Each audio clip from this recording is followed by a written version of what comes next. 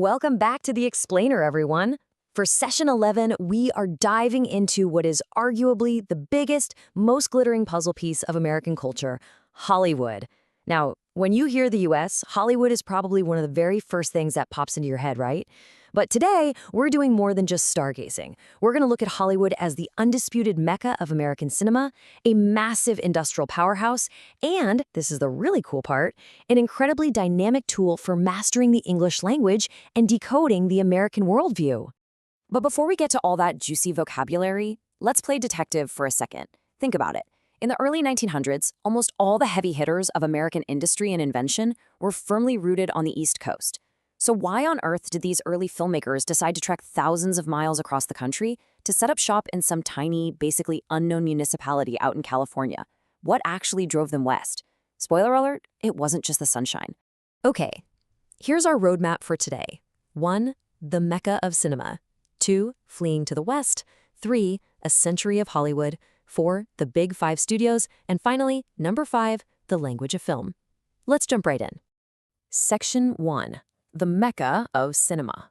America's greatest cultural export. You know, it actually surprises a lot of people to learn that Hollywood is a real functional municipality. It's a specific neighborhood right inside Los Angeles. But obviously, it is way more than just a dot on a map.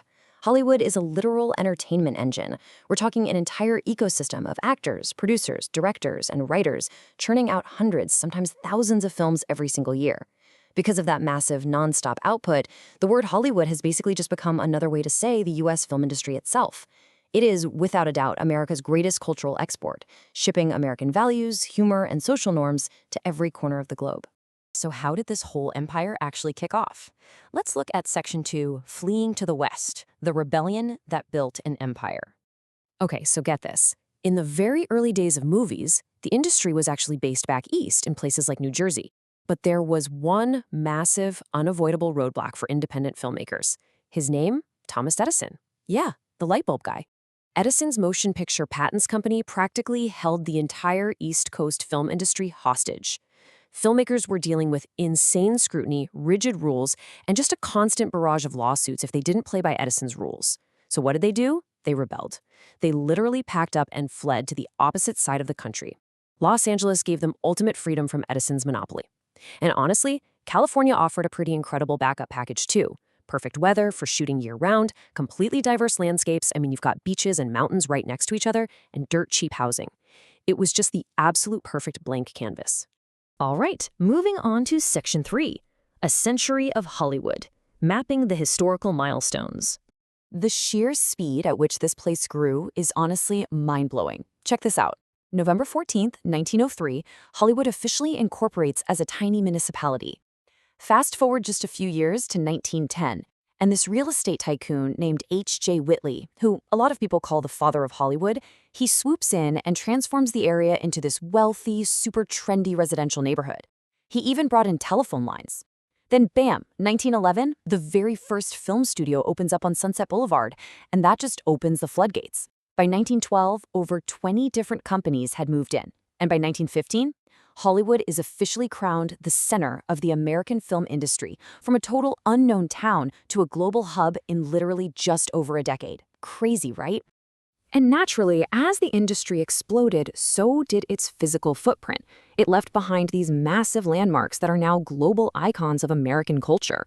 If you walk down Hollywood Boulevard today, you'll see the Hollywood Walk of Fame, which, by the way, was set up during the TV golden age in the 1960s to honor actors and directors. You've got the iconic Chinese Theater, the instantly recognizable Hollywood sign up in the hills, and historic spots like the Grand Hollywood Hotel, which was basically ground zero for housing that massive initial wave of celebrities and directors. Section 4. The Big Five Studios, the titans of the industry. Now, behind all those glamorous landmarks, you have some seriously massive corporate machinery. When you really look at the industry, the centralization of power is wild. There are 5 main titans: Universal, Paramount, Warner Bros., Walt Disney, and Columbia Pictures. Collectively, these guys are known as the Big Five.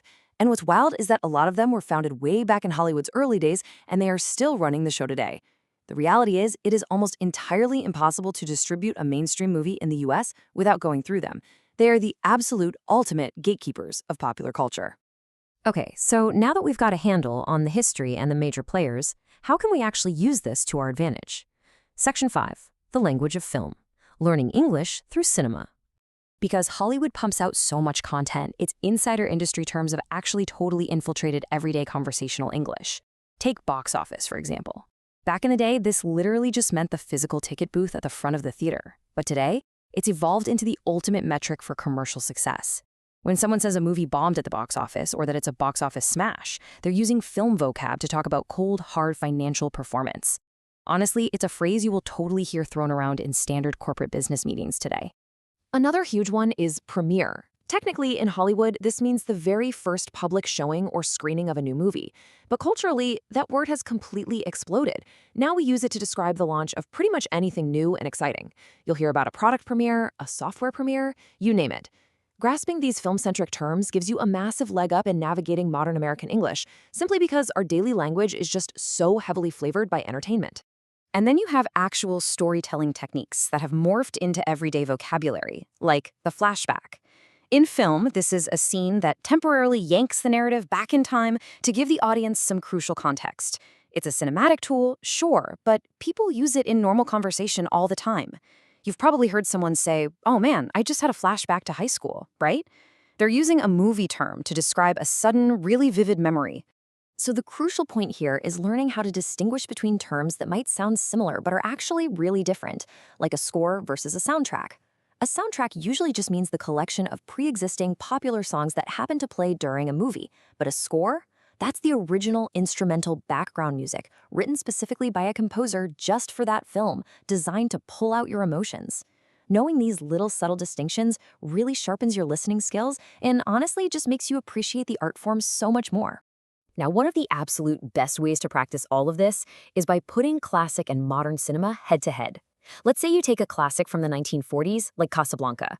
Watching it isn't just about enjoying a great story, it's practically a time capsule. It reveals older societal norms, really formal vocabulary, and deep historical context. But then you contrast that with a modern classic from 1994, like The Shawshank Redemption. Suddenly you're hearing contemporary linguistic shifts, you're seeing faster modern pacing, and you're witnessing totally updated cultural values. Putting films from different eras side by side acts like a brilliant time machine for language learners. It shows you exactly how spoken English has shifted over the decades. So, how does this all build into a broader learning strategy? Well, by actively watching films across different decades, you aren't just sitting there passively consuming entertainment. You are vividly observing the real-time evolution of American generations. You're getting an inside look at what they cared about, how they dressed, what made them laugh, and, crucially, how they spoke to each other. Hollywood's massive, sprawling archive is basically a fully documented, living history of the English language in action.